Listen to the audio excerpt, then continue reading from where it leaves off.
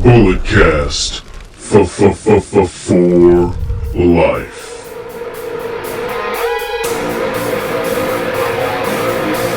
Get up! This is a revolution! This is our time to rise! Look deep within your mind, look deep into the hate in my eyes. We are the elite, and you are the weak. No matter how hard I fall, I'll get back up on my feet. Red alert, this is gonna hurt. When your face is in the dirt, you'll know your death is what I seek. We are the elite, and you are the weak, and I will always get back up on my feet. Why are they alive?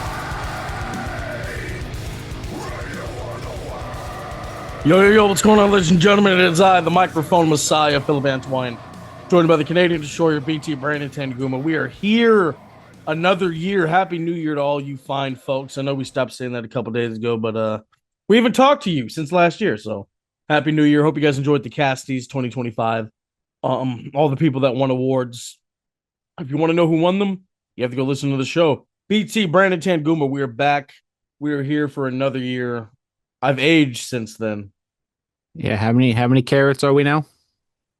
3 plus 10 Damn, or times 10. Yeah. 3 damn, times 10. damn, so old now. Damn, just two 30-year-olds here doing a podcast about wrestling. Yeah, I remember. God, we started this when I was like 21. God, where did the time go? Where did the time go? We've ran through a lot of partners in that period of time. Oh Jesus! But we're still here. Yes, Still here. Maybe maybe we'll have a 40-year-old on this podcast. Who knows? If I'm still doing this in 10 years, I don't know. Hopefully, we'll be on a different level if we're still doing this in 10 years. But nonetheless, a lot to talk about. Outside the ring, EC3 leaves NWA. He has finally departed from the company. Not only that, but Mercedes Martinez, Matt Taven, and Alex Abrahantes have left AEW. Yeah, New Year is kind of a turning point for contracts. So, not surprising that we're seeing some contract news come up as we head into the new year. EC3, I mean, to be honest, after he left WWE the first time, he did the whole, change, whatever it was, narrative promotion he did. Oh, yeah. Yeah, with Braun Strowman and all them. They were supposed to run a show in the SAP Center. That's right, yeah. Yeah, I mean, honestly, I haven't heard much, if anything, about EC3. I know he's been in NWA and doing some things, but just kind of one of those guys that was is kind of a what if. I don't know where he would go. NWA kind of seems like the perfect landing spot. I mean, TNA could be a place he goes, but I definitely don't see him going to WWE or AEW now at this point of his career. Yeah, I don't know. We'll see. I saw EC3 last April when NWA did that grilled cheese festival out in Sac. Well, the guy's still shredded, so I don't know. Shout out Mercedes Martinez. I believe this might be her last year in wrestling, so it looks like she's winding down at 26. So, one of those unsung heroes of the women independent scene. She had her time in WWE and AEW, but definitely did most of her best work on the indie scenes when women wrestling wasn't a thing, really, at least in the North America. Yeah, no, she really tore it up. So shout out to Mercedes Martinez. WWE's PLE library lives on Netflix now. Yeah, it was still kind of over there on Peacock, even though the shows were on Netflix and ESPN, and it was a whole thing. I think let's do this because for last week or a couple days ago, I go to my Peacock and it still had the WWE tab, and there was still stuff on there. Let's go to it now. Let's go to Peacock. Let's see what if WWE is still here. Okay. It's probably just gonna be SmackDown and Saturday Night's Main Event stuff. The entire SmackDown library is here. WWE Evil, all the takeovers, Saturday Night's Main Event, the NXT PLEs, the Becoming the Spectacle, the WrestleMania 9 documentary, the UK takeovers, NXT Worlds Collide, and yeah, that's it. Yeah, I mean it sucks. I mean we went from WWE Network to then basically the WWE Network being on Peacock to now it's just so segmented and regimented. Luckily, WWE's putting a lot of stuff on YouTube, but there's going to be some things that kind of slip through the cracks. Like I know ECW isn't really something that is readily available right now on YouTube compared to like their WWF, WCW Vault libraries that they have put up. But then if we go to Netflix, obviously you have Monday Night Raw, you have all the PLEs like they talked about. You have Best of Raw, behind the scenes of WWE Unreal. Uh what's it called? The Road to WrestleMania. You have Raw Classics, and then they're listed under different superstars for obviously the matches these superstars had on Monday Night Raw. You have Legends profiles, and then it's kind of broken down a little bit. They have like Ruthless Aggression era pay per views. They have Attitude era pay per views, superstar profiles. Yeah.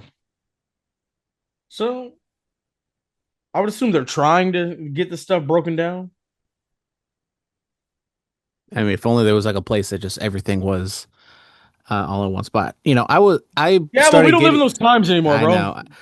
I got into DVD collecting like 2011, 2012, like, or yeah, like right when I was like kind of getting back into wrestling, like, all right, I'm gonna be serious about this. I'm gonna start collecting stuff. And the WWE Network came around. I was like, oh man, I just wasted a bunch of money for no reason. And now I'm sitting here 13 years later, happy I still have those DVDs and Blu-rays because I mean, some of that stuff, because I have a lot of like old, like, those wrestler documentaries. I have like some matches that might not be on YouTube right now. Oh, bro. I'm just kind of scrolling through this. This was these were how long was this? And I'm still waiting for every single Raw to be on Netflix. I still cannot fathom why we are a year in plus and they don't have every single Raw on Netflix. Brandon trivia. What is the longest WrestleMania of all time? I mean, 35 was the one that everyone remembers because they got caught in the rain and the buses didn't go home. 5 hours and 19 minutes. Yeah. Let's see. How long was WrestleMania? How long was WrestleMania one? I believe it was like 2.5 hours. 2 hours and 16 minutes. Yeah, not even three. WrestleMania two is 3 hours. Three is But I three. think I think also WrestleMania 1, like there's some stuff cut from that. Because I think there's like some rights fees and like Well, no, not only that, but like all the matches were like 5 minutes. The yeah, that's also WrestleManias used to have like 11 matches back in the day, but they were all like 5 minutes.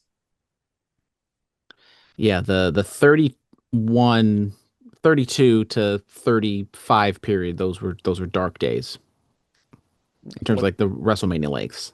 31? 31's uh, it's under 4 hours. That's why I'm like 31's right after they started doing 32. the network. Well, like when they were clearly on the network after 30, they had zero, they didn't have to do the pay-per-view restrictions, so they just went forever. 32 is 4 hours and 49 minutes. Yeah. And that's Okay. not including the pre-show probably. 33 is 5 hours. Jesus Christ. So was 34. I mean, 35 seems to be the longest one. It's funny, like looking back at like the if I go to like WrestleMania 9, it's like 2.5 hours. And it's not like the pay-per-views now where that was 5 hours of pretty much, video package entrances and wrestling. There wasn't any commercials. Maybe there were some backstage, gimmicks and some promos, but for the most part, that was all stuff in that 5.5 hours. Let's watch No Way Out, bro. Let's just watch No Way Out, dude. I'm I may sit here and watch No Way Out 98. What about you? Well, I can't put anything on because I don't have a working light. So if I take off this white screen YouTube video, I'm just gonna be completely in the dark. I don't understand. Like, No Way Out 2008. That's one of my favorites. I think no, Brandon. We'll play trivia later on, but yeah, this is where the tape library is going for the most part. Well, God, if you had a VPN, it was already on the Netflix international ones. bro, are people watching NXT on Netflix internationally? I believe so. Also, Saturday Night's main events, you don't need Peacock. They put them up on YouTube. So I use my VPN. And I just watch so I watched the John Cena last match on YouTube. I mean, I still have Peacock because they have some good stuff on there. There are other things I watch besides wrestling. Believe it or not, ladies and gentlemen. Damn. I don't think they're forcing me to get a Peacock subscription to watch a playoff football game because I think that might be the only reason I'd get a Peacock is for sports, which they haven't maybe do it yet, but I know it's gonna happen. I mean, this Netflix is taking over. Like if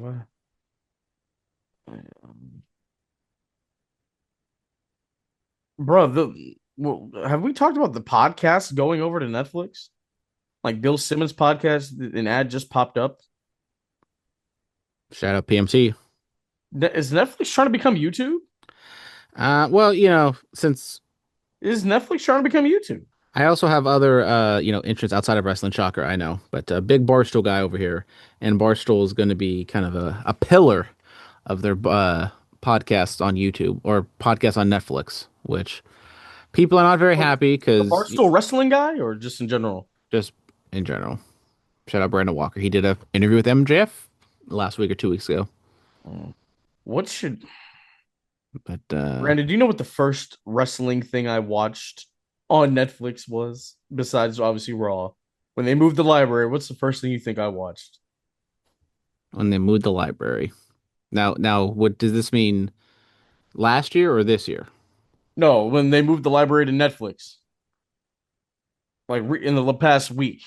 What do you, it's a pay-per-view. This is so random, bro. It's a paper. Bragging rights. No. Damn. Roadblock into the line. I was watching I was just messing with you Netflix. I was like, what the hell? This is on here? Jericho versus Rollins. I was like, this is what? And I just started looking at all this other stuff. I'm like, this is crazy. Yeah, just it's wild to just go on Netflix and you can just watch like WWE. It's crazy. I remember when Netflix was when you got the DVDs in the mail. Yeah. Yeah. Speaking of WWE Netflix, Unreal Season 2 is happening. I haven't seen the trailer. What's up with the trailer? They dropped the trailer on Raw, and I would assume we can watch it on social media and stuff, but Can I watch it on Netflix? maybe. I mean, probably if you go to the Unreal, I would assume they're gonna have it under like the trailer and extra section. But it looks like the Seth Rollins injury angle is gonna be kind of the crux of the season, or at least like the big angle. Like season one was the John Cena heel turn. What else? We also had like Chelsea Green. She's gonna come back. She'll be a part of it. Um, the opening scene was Paul Heyman outright saying he doesn't like Unreal because it kind of I'm watching that as we speak. Yes.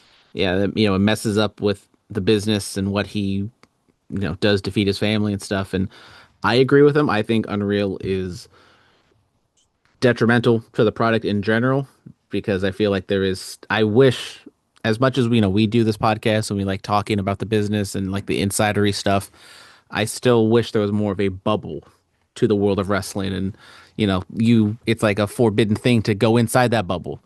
And now that it's kind of like more open than it's ever been, doesn't hurt my enjoyment of it, but I still wish there's a little bit of that mystique, and it's definitely gone away with Unreal. And also, and even this show Unreal that they say is so real and not just presented to you as is, there is still a workness to it. Because I know when they talk about that Seth Rollins injury, they're going to make it seem like they fooled the entire world when everybody knew he was not actually injured.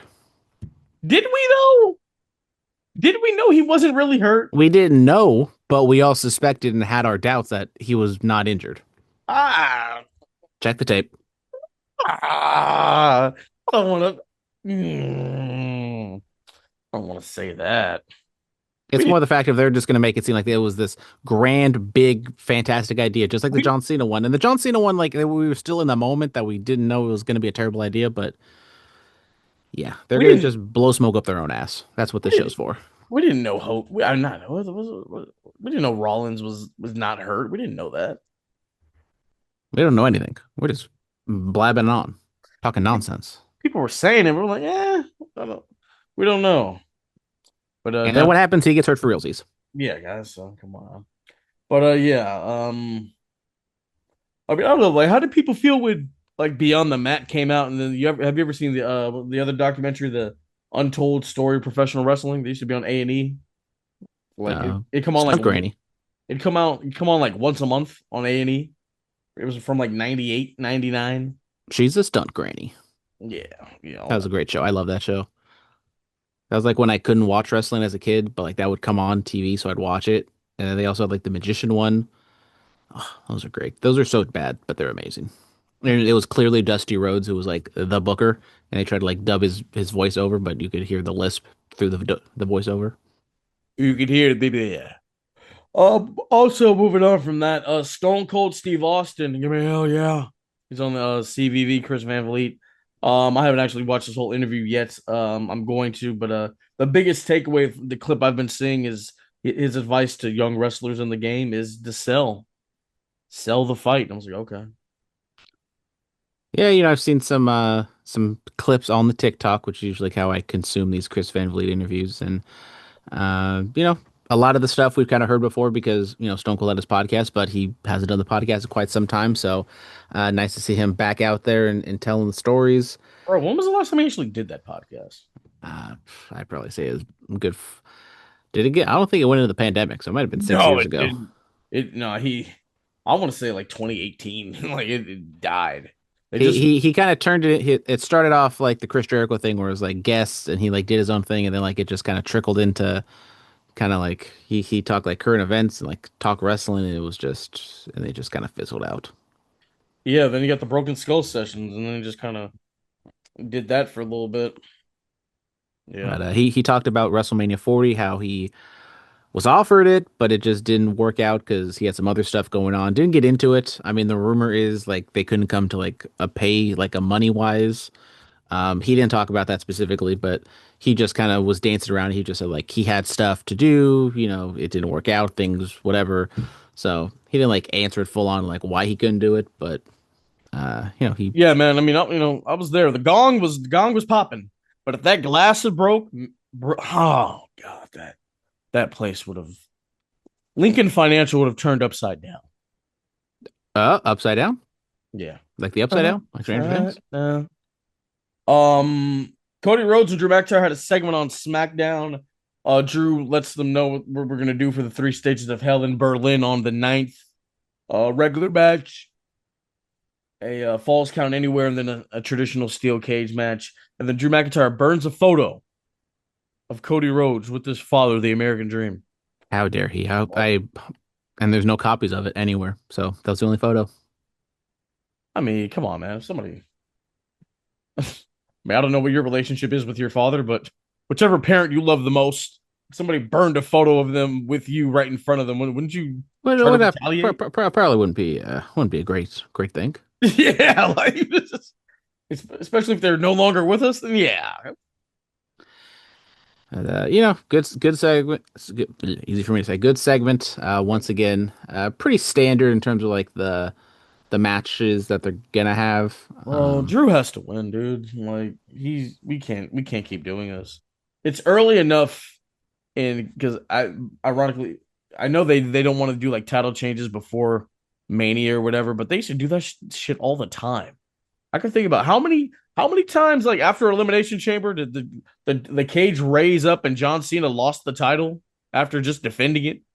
And does he lose it or does he win it just to then lose it at the Royal Rumble or at Hell, Elimination Chamber? yeah, why not? What? Who cares? Let Drew get it on the 9th, and then he gets past Cody at because aren't they doing they're doing a Saturday night's main event, right? In Montreal. Yeah, maybe have Cody get a rematch at one of these shows, lose. Drew defends it against somebody else, and then Cody gets back to the Elimination Chamber. And hell, maybe, yeah, maybe we do that. Yeah, something like that. I can already see it. Everyone write this down. Spoiler alert for a show that hasn't happened yet, but Drew is going to get disqualified in the first count, beat the piss out of Cody since it's an ODQ match in the second one. Then he beats Cody in the second one, and then we have the steel cage match, and Cody ends up winning. Um, Probably by walking out of the cage because it's the WWE, and that's a terrible babyface way to win, but that's just how they do it. what if uh, what if Drew just beat him in the first and second? We don't even get to the third. What if that happened? Then Homelander Cody. in 2026 is happening. Bro, not what's your favorite Cody, bro? Is it when he gets mad and he says enough? I hear people like that. My favorite Cody is going to be being the Elite Cody because he's just a weirdo asshole. Oh my God, we're gonna have to talk about Bullet Club remnants here in a little bit. Matt Cardona made his WWE debut. But he wrestled a couple weeks ago. No, no, no, no, no, no, that was Zack Ryder. Zack Ryder's. Oh, I don't know if you knew this, but Zack Ryder's dead. oh, okay. Like he's no longer with us.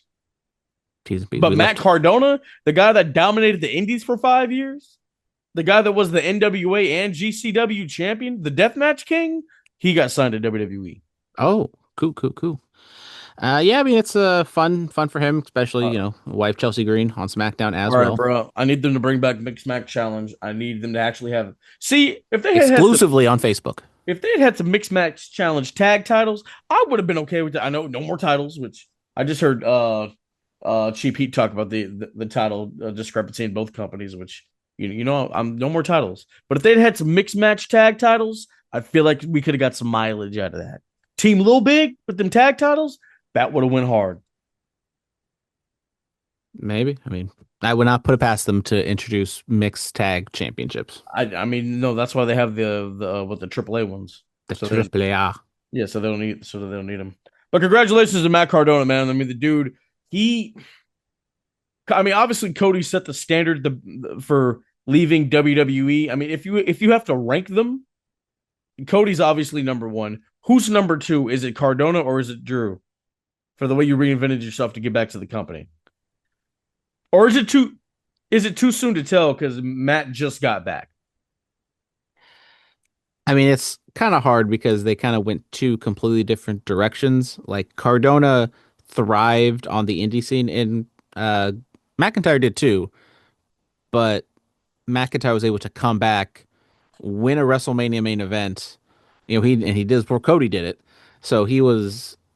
I probably would put McIntyre two, just because of the accomplishments he had in WWE. But I mean, the longevity and the ability to, because Zack Ryder was a fun thing in 2012, and him being able to be on the indie scene for so long as kind of the anti-indie WWE guy, and being in these death matches and being able to make a very good career out of himself. And he has the podcast with Hawkins, and they talk the figs and stuff. So Brian Myers. Brian Myers, yeah, forgot the shoot name. But yeah, yeah. Shout out Matt Cardona. I don't know what his ceiling could be in WWE. I don't see him being in that main event scene. Maybe a cup of coffee, but I mean, he can We don't be. know. We don't know yet.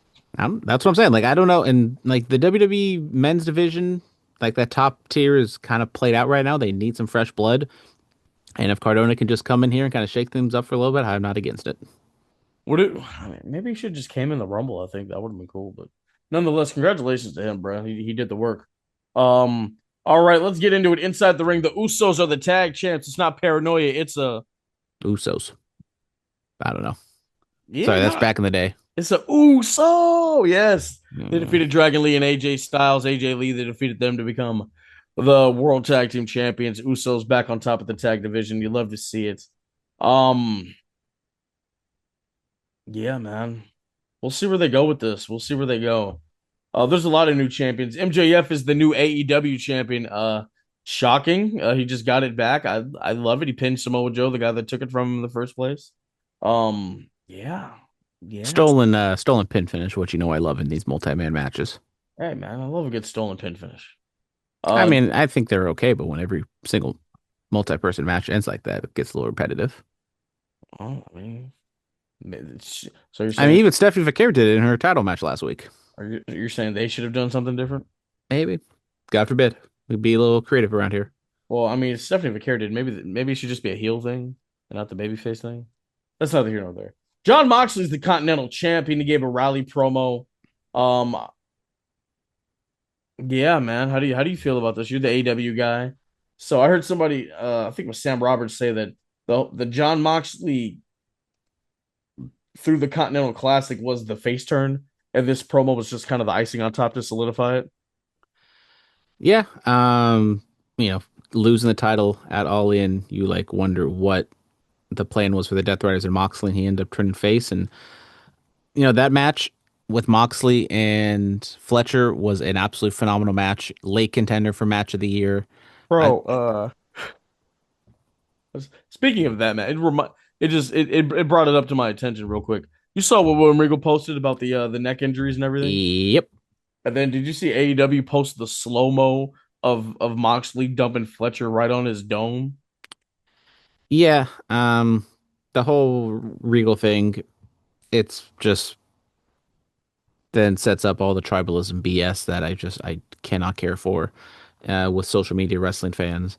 I mean, the man like has neck injuries and he's trying to tell the youth to like slow down. Like everybody says this, and then every generation that comes in after is like, all right, yeah, old man, what do you care? Because you can't keep up with me, so I'm gonna keep doing my thing because it doesn't hurt right now.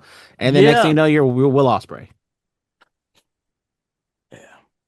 or God What's forbid, Dynamite Kid.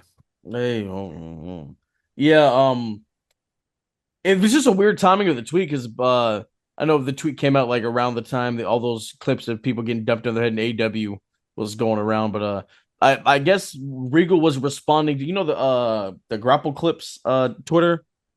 They posted a spot from Regal's match back in the 90s where he broke his neck, and I guess that's what the tweet was in reference to. But everybody just Yeah, I mean, AEW pay-per-views are fantastic for in-ring stuff, but there's many times where they take unnecessary risks.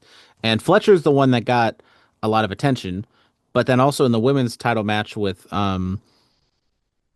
Jamie Hayter and Chris Statlander, there was a point yeah, where I believe it was I forget which one, but one of them landed on their head too. bro. And I think it was Hater. I was like, oh my god.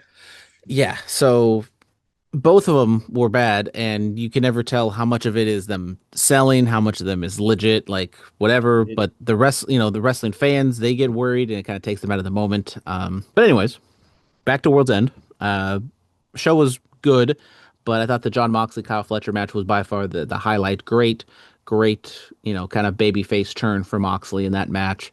The Okada match was not Okada's best match in the past 2 weeks, but Moxley got the job done, beat Okada, and so now he's the Continental Champion, and but Okada's still the International Champion. It's a whole thing, but bro, why do we have? too many titles, I know. And the main event with the four way was solid. It was nothing like spectacular. I think it was just mainly a vessel to get the title back on MJF more than anything.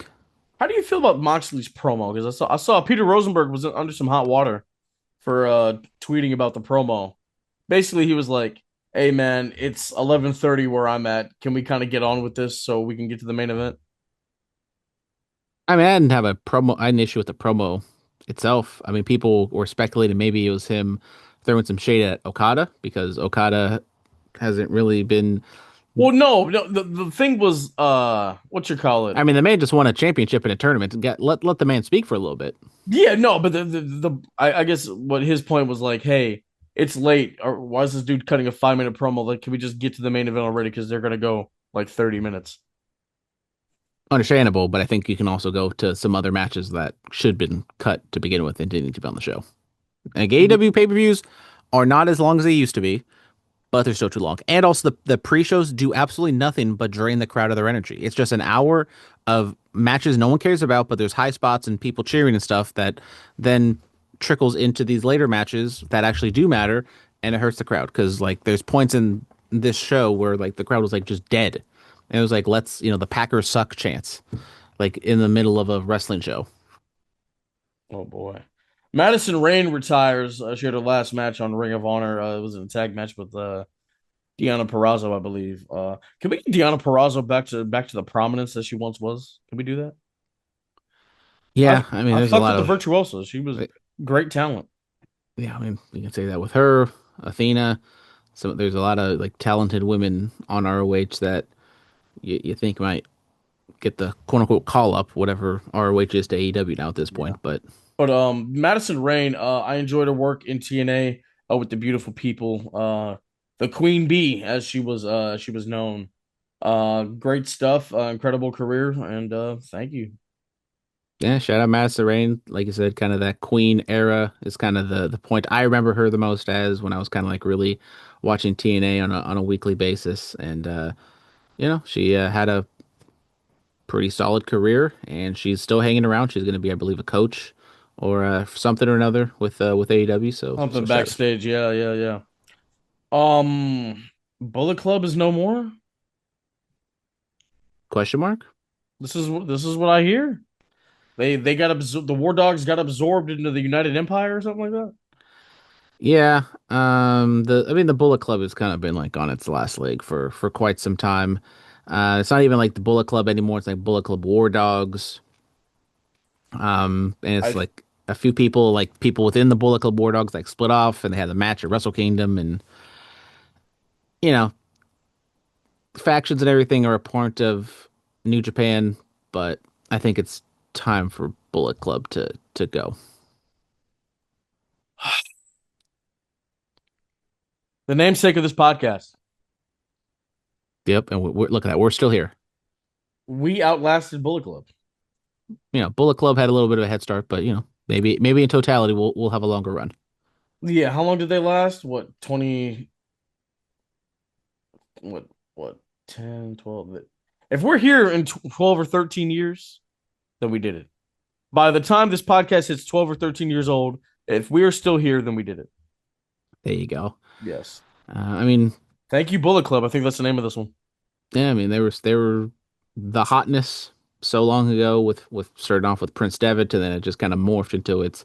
I think my favorite incarnation has always been the AJ Styles version, and then obviously Cody and Kenny, what they were able to do, and they're the reason AEW is a thing is because of the Bullet Club basically. So yeah, I mean there's no and Jay White obviously in these later years, Bang, bang, gang. but yeah, I mean they're just not that international or gaijin star that was kind of always the head of the Bullet Club, and I feel like Gabe Kidd could be that, but he's not kind of like a rah leader type. He's more just like a wild cannon on his own. Man. I remember Gabe Kidd in the WCPW. What culture? He was doing good work over there. Wrestle Kingdom 20. What else happened? Well, Tanahashi retired yep, on my birthday. Tanahashi retired. Like a madman, I stayed up and watched this live, even though I had work the next day. But Crazy boy. I know. I mean, I went at 11. It wasn't like I had to go in at like 9 or something. But show was a mixed bag. There was definitely just like two matches that kind of really mattered, and it was the world title match with Takeshita and Suji, and then the main event that everyone's talking about with Okada taking on Tanahashi and Tanahashi's retirement match in front of 46,000 people, largest Tokyo Dome show for New Japan in like decades since the Antonio Inoki retirement match. Um, and the title match was really good, but the emotion and the story that they told in the retirement match was just phenomenal. Tanahashi's had much better athletic matches, but the story they told, that was fantastic. He was able to bring out the old Okada for a little bit. He hit the Rainmaker pose in the Tokyo Dome, which you think would have been something they would have saved for AEW, but I mean, it doesn't really matter. I don't know. Um, the I thought the real key point was kind of the after of the match. They had wrestlers come out from years past, a lot of them from AEW. Jay White, Kota Ibushi, Kenny Omega. I mean, God bless Kota Ibushi. He's a fucking man. He walked down a Tokyo Dome Wrestle Kingdom ramp on a broken leg and refused help, refused wheelchair, refused crutches, whatever. The man's a psychopath. Um, I love that. Shibata, Naito came back. That was great. Tetsuya? Was That's Ishii there? I don't know if I mean Ishii was there, but he was I don't think he was a part of I love the festivities. man. But yeah, that was I thought just the respect and just the moment, and they did a 10 bell salute, and Tanahashi was crying, and it went on a long time, but it was great. Like obviously there's going to be comparisons between this and John Cena's retirement. Like we're not doing tribal stuff. The Tanahashi retirement was just almost it was perfect. I thought it was just they struck the right chord. I know that's like a different culture with Japan and stuff, but if you haven't seen it, and I know maybe you don't have the same connection to Tanahashi that you might have had with John Cena, but I thought it was just an absolute phenomenal spectacle. But going on from here, where does New Japan go? I don't know because I thought they didn't do a good job building up new stars and kind of building up the future on this show. It was like the Tanahashi show, and that's about it. The John Cena show built the future. Well, I mean, we do have a new champion, but also the person who was the champion was not in New Japan. We did have Aaron Wolf, who's a judoka who made his debut, beat Evil for the Never Openweight Championship. I thought his match was okay. I mean, it's kind of hard to kind of gauge what he is in his first match and not a lot of character work, but leading into the match, his demeanor and promos and whatever weren't the best. So clearly they have big plans for him. He was over. I mean, the crowd was into him. They were cheering him big. I don't know how much longer that can last without, his skills vastly improving. So we'll see what happens with Aaron Wolf. And yeah, that's pretty much Wrestle Kingdom. Like all the other matches were fine, but nothing was like spectacular blow away stuff. They do that gigantic 10-man tag. No tag matches, but they did have a like tag team Royal Rumble basically where you can get eliminated by being thrown over the top rope, and only just one person had to be eliminated for the entire team. And it was a ten team trios thing. All Yeah. right. Oba Yeah. Femi vacates the NXT championship on NXT tonight. So I guess the ruler is going up to the main roster. A lot of people are going up. I mean, we're talking about Javon Evans. Jordan Grace is going up there too. Trick Willie showed up on SmackDown. So yeah. Yeah. Yoda Suji or Yoda Suji. He's Obafemi. getting called up too. He's shout out Obafemi. I've been singing his praises all of 25, and now it looks like in 26 he's going to be a part of the main roster. Interesting that he wins the title from Ricky Saints just to then kind of vacate it, like a few weeks later. But I honestly think Obafemi can be something special, and you know they're protecting him. How old is this Unlike, guy? Like 24? let's see, there's no way of finding out. All right, there is no way. I mean, I don't know if he's that young. Yeah, he's 27 because he's former college athlete. So if you're gonna be a college athlete, you're at least you're gonna be like 23, 24 when you first come out. Yeah. But 27 gonna be 28 in April. So still got a bright future ahead, God willing.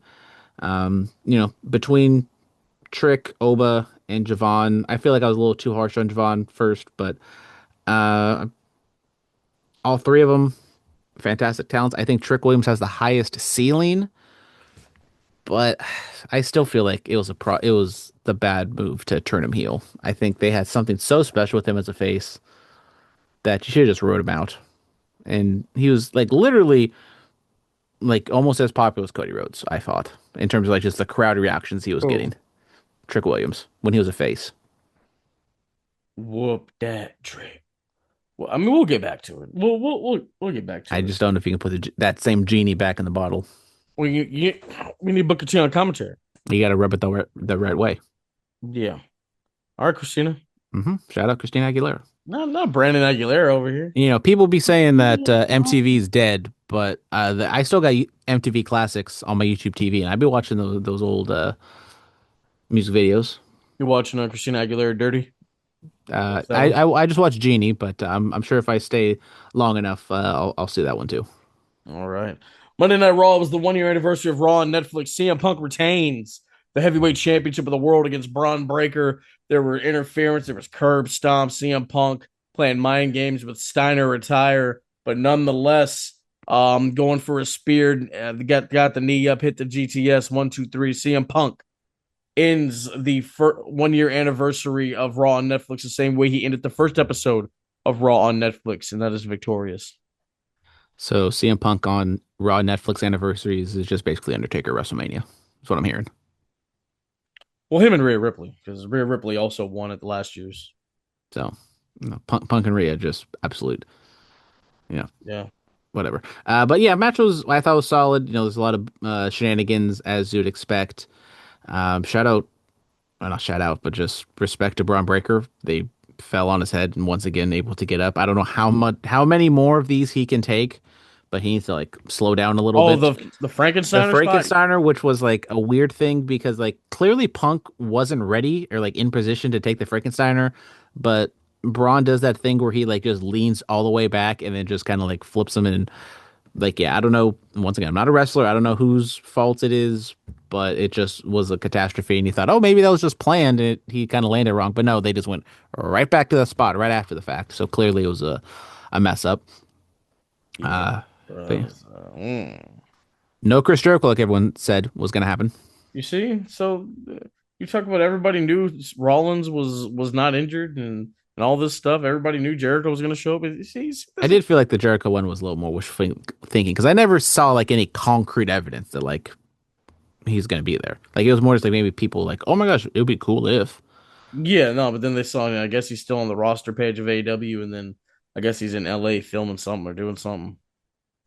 Yeah, I mean, maybe he'll get that Saudi check for a Royal Rumble, but Probably. Yeah.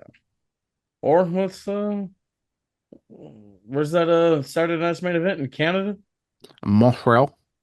Mm, all the Canadians are over there, so you never know. Big time Bex is a two-time IC champion, and it's not just me saying it. Yep, I'm here. AEW roster page, Chris Jericho, still there. Yes. Big time Becky is the two-time Intercontinental Champion. She defeated Maxine Dupree. Solid match. Maxine Dupree, congratulations on the nuptials. Her and Anthony Luke tied the knot New Year's Eve. The photos of this wedding, some of the best photos we've ever seen. Breathtaking. Yes, man. I mean, it looks like they had a great time. And congratulations. Hope they have a happy eternal ever after. But yeah, I mean, to go from the highest of highs to the lowest of lows and losing your championship. Yeah, match was there. You know, it had its kind of ups and downs. Crowd could see that they cared because we had a Y2J chant during this one. Finish, I thought like I get where they were going, but like you're portraying Maxine as like this super shooter, and she got caught in this like very basic hold of a pin, and also didn't look good. I think this is. I I'm think not this is. presenting her as a super shooter. I mean, they kind of are. No, just somebody who went and trained, touched up on some things, but still has inexperiences, which cost her the championship. Yeah, and I mean, I think that's kind of the problem with like the character she has right now. It's like they're trying to make her like saying she's getting better, and she's like incorporating all these like shooter aspects to it, but in real life she has to be better. And I think there's been some points where it doesn't look that great. And I thought this pinfall just looked atrocious. Because like if you're gonna like have a roll up, like at least make it look like she could not legitimately kick out. She was not even being pinned. Like Becky was just barely like on her. It was the angle of the And shoulders. she had the rope, so she had extra leverage. You see, man, you know these things. Why are you arguing with it? Come on now. Riho are the new tag team champions. Rhea Ripley's nail looked disgusting after. I don't know if you saw that photo, but yeah, Rhea Ripley, Io Sky, tag team champions. Congratulations. Yeah, you know, solid match between these four women. You know, so it's a women tag team titles. I'm not going to complain about them hot shot and they're bouncing all over the place. You know, Rhea and Io, two of the top women stars they have, probably two of like the top 3 or 4 stars they have just in general. So it makes sense to kind of, if they're not going to have them in the title scene, then just have them in the tag title scene and have them do some stuff. You know, I don't really know where they go from here unless they just kind of continue to feud with the Kabuki Warriors, unless they move on to what Lash and Harland, or yeah, Lash and Nia. I think Nia Jax, respectfully, of course. She been putting in that work. Nia Jax and Lash, I think, yeah, that'd be a nice feud, and then maybe we get like Royal Rumble, we do like Alexa and Charlotte or something. I don't know. We'll see. We'll have to see. Javon Evans signs the Raw. I don't know if you noticed, but that boy bouncy. Yeah, and this all took place during a commercial break, and people were not happy with that. I felt like he should have won a championship at NXT before leaving. Cause do we remember the old way? people go there, they build, build, build. Eventually, they win the title. They have a decent run. They lose, then they go to the main roster. I mean, he did do the job on the way out, so he got one part of that right. But no, I'm just saying, like, we don't. Javon Evans, I mean, he's so young. Why throw him to the Wolves now? The kid's 21 years old. Let him build for a little bit. But they know what they're doing. Yeah, I mean, I think Javon Evans is really talented. I think I was a Yeah, little mean to him earlier, saying like, "Oh, he's just going to be like an upper mid Carter." I think he can be something more than that. I think he can, the lack of youth they have in the men's side of things that just you need anything can click, and I think Javon has that personality and kind of that gimmick and athleticism that he can kind of click and resonate with the crowd, and they can maybe do something with him. I don't understand why they did this during commercial break. Like I understand like you need these types of segments for the international audience because for the first time in like 5 years, probably so like a pandemic episode of Raw, I actually watched a live episode all the way through, and I was doing the VPN gimmick, so I was able to watch this thing. But I could tell that they're in a commercial. I'm like, they're really doing this, not in front of like the wider USA audience, and I don't. I mean, like I get it. It's kind of like a dumb thing of just like a contract signing, but just kind of the optics of it being a commercial, I don't think is great. yeah. Raquel takes out Stephanie Vacqua. Vacque. Stephanie hurt her foot, ankle. I think that's. I think it's just a workout. Like I didn't hear anything like legit about how her injury status, but it can't be that bad if she's able to do this angle. But yeah, I mean, Stephanie and Raquel has been something that they've been like building for quite some time, and I'm kind of shocked they haven't gone to it already. So I guess they're doing it now. I love it. I'm down for it. AEW talk. Yeah, talked most about it from the World's End stuff, but we did get some fallout during the New Year's show. Uh, MJF revealed that the Triple B is back, so there you go. Buy it at shopaw.com if you want it. No free Do they ads. have it? Probably. I don't know. I don't know if they have the rights to the Burberry like that, Let's but see. um, whatchamacallit, they had continued to do kind of that dumb, like overly scripted stuff where, well, Kenny Omega didn't come out, but he did a video talking on the screen, so it looks like we're gonna get MJF and Kenny sooner rather than later. Also Paige and Swerve did kind of a choreographed thing where they walked down the ramp and they did, one of those things like I see with MJF stuff a lot of the time. Not saying it was all MJF's fault, but just kind of stuff that he's involved with is like very pre-orchestrated and like very happenstance of how all that stuff works. And we'll see where it all goes. Spoiler alert. Your boy may or may not be going to a Revolution in Los Angeles. So hopefully it's a good show and some stuff is going to happen. So I They wonder. do they do not have the Burberry title. They don't even have a replica AEW title. But you can get the unified title for $800. WWE titles aren't even this much. Well, Like that's because that's it's like the real title. is it? I don't know. That's I mean, probably what they're going to say. this looks gorgeous. Yeah. I mean, that's probably why like the AEW title isn't there because they probably like sell like quote unquote legit ones. And so they probably just like have a very limited Oh quality. wait, no, I'm sorry. Hold on. Nope. The men's championship is here. There you go. Getting out for the low, low price, $800. You couldn't get anything for Christmas, but you can get something for New Year's. You can also get an AEW Dynasty Blu-ray for $30. But yeah, yeah. And main event, we did get a title change. Willow Nightingale defeated Mercedes Money for the TBS Championship. Fun match. You know, wasn't like the best match in the world, but the crowd was into it. I think it's more just kind of the crowd wants to see a title change, so they were very much into it, and they could suspect that maybe it could happen because Money has been slowly unraveling, losing a lot of these titles, and she lost another one here. So I wonder where they're going to be going with the Mercedes character. She's going to do like a complete flip and just completely crash out, or just she loses all these titles on Dynamite or on AEW pay per view or whatever television, or if she's going to drop all these like European indies somewhere else. I don't know. But shout out Willow. She can do the Matt Cardona and just call in and vacate the title. Yeah, she could do that too. I mean, shout out Willow. I think if you're, mapping out the women's stars, it goes Tony Storm, Mercedes, and Willow's just right there. I mean, over Chris Statlander, who's the main women's champion right now. And that's your AEW talk. I don't really know what they have planned for Dynamite this week, but we'll find out together, and I'll recap it next week. Absolutely. All right, ladies and gentlemen, Oasis Pro has a show this weekend, but it's in Las Vegas. It's in Sin City, bro. Ooh. Yes, Oasis Pro presents BTA. You got a four-way fade, Midas Creed versus Elliot Ray versus Johnny Magna versus not the other thing.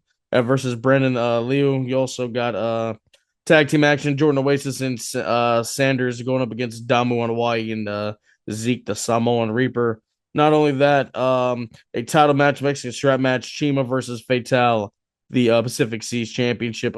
Mia Sweets is going up against Maserati. Then, of course, there was a four-way tag team elimination match. The Strays versus Mariachi Montana versus the Melanin Mafia versus SPS. All that and so much more. You don't want to miss it. There's an open challenge. There's a triple threat and a whole lot more. You don't want to miss it.